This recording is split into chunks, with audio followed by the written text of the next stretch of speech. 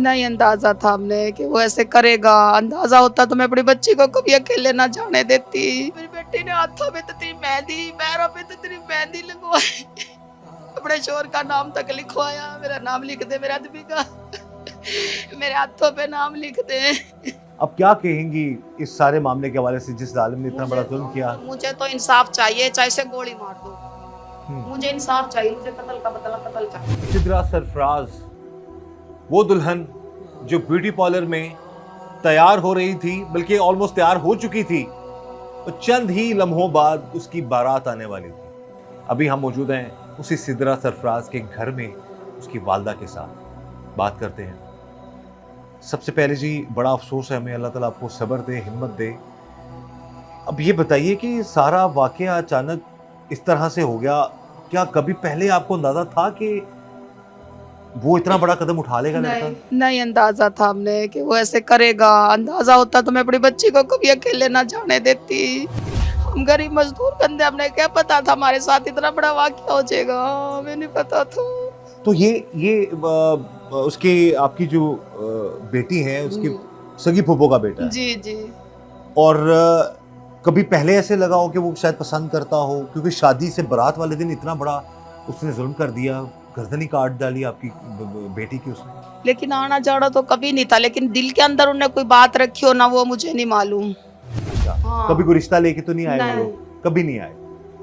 और कोई इनकार वगैरह आप लोगों की तरफ से हुआ हो? नहीं, हमारी तरफ से तो इनकार यही पे, हमने एक बहन दे दी ना, माँ बेटी नहीं देते। इनकार की तो यही वजह हो सके। अब क्या कहेंगी इस सारे मामले के हवाले से, जिस जालिम ने इतना बड़ा जुल्म किया? मुझे तो इंसाफ चाहिए, चाहे से गोली मार दो, मुझे इंसाफ चाहिए। मुझे कत्ल का बदला कत्ल चाहिए। उसे राजापुर में ना बढ़न दी हूँ, उसे यहाँ बसना ही नहीं, यहाँ आना ही नहीं। कहीं भी बरान हो, मैं कहीं भी जाए, राजापुर में नहीं बढ़न दूँ। नहीं, उसका जनाजा भी नहीं आवेगा, जनाजा भी कहीं और जाएगा, उसका इस खाक में नहीं आवेगा जो उसने लगाया था मोबाइल पे, उस खाक में नहीं आवेगा। वैसे मोबाइल पे उसकी एक वीडियो चल रही थी कि जो राजापुर में अगर हम इस दुनिया में नहीं मिले तो इस खाक में मिल जाएंगे। तो ये उसने आज से काफी साल पहले लगाई थी ये वीडियो। कब लगाई, कितना आपको पता है कितना अर्सा पहले लगाई थी? ये मैंने तो हमें नहीं पता, लेकिन थी उसी दिन की, 3-4 बच्चे की थी, उसी दिन की थी। तेरी बच्ची को छुरिया मारी, मेरे से तो कांटा भी हो जाए था, मैं बर्दाश्त नहीं करूँगी। मेरे पे 2 ही बेटियां थी, हम गरीब मजदूर, बंदा ने अपने किस तरह उठाया कर्जा, कैसे अपनी बच्ची की शादी कर रहे थे हम। मेरे साथ बहुत जास्ती जुल्म हुई। मैं कैसे जीवांगी, मैं कैसे करूँ? मेरी बेटी की एक एक चीज पसंद की आई रखी थी, मेरी बच्ची ने हाथ लगाया नहीं, कपड़ों को देखा भी नहीं। अपनी पसंद के कपड़े, अपनी पसंद की हर चीज, अपनी पसंद की। शादी के बाद ये पहनूंगी। हाँ, नका का पैन तक अपनी पसंद का लेके आई चाची के साथ जाके। मेकअप भी अपनी पसंद की हर चीज, जुत्ती अपनी पसंद की, कपड़ा अपनी पसंद का, हर चीज अपनी पसंद की, लेकिन दूध का गिलास तक अपनी पसंद का लेके आई। इसमें दूध लेके आई हो दूल्हे के लिए।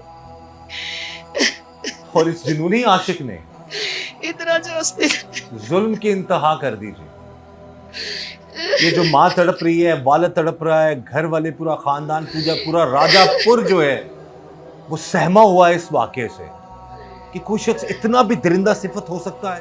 मेरी बेटी ने हाथों में तो तेरी मेहंदी, पैरों पे तो तेरी मेहंदी लगवाई, अपने शोहर का नाम तक लिखवाया। मेरा नाम लिख दे मेरे आदमी का, मेरे हाथों पे नाम लिख दे।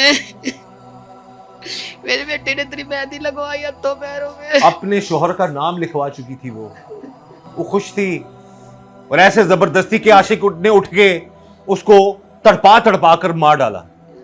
हम यही चाहेंगे और हमारी यही गुजारिश आला हुकाम से इस केस की तफ्तीश मेरिट पर हो, और इस मुदस्सर नामी लड़के को, जो उस लड़की के फुप्पो का बेटा था, उसको कानून के मुताबिक इबरत का निशान बनाया जाए, सख्त से सख्त, कड़ी से कड़ी सजा दी जाए, ताकि इस माँ को, सिद्रा के वालिद को, उसके घर वालों को थोड़ा सा ये जरूर सुकून मिल सके कि जिसने ये जुल्म किया है उसने उसकी सजा पाई।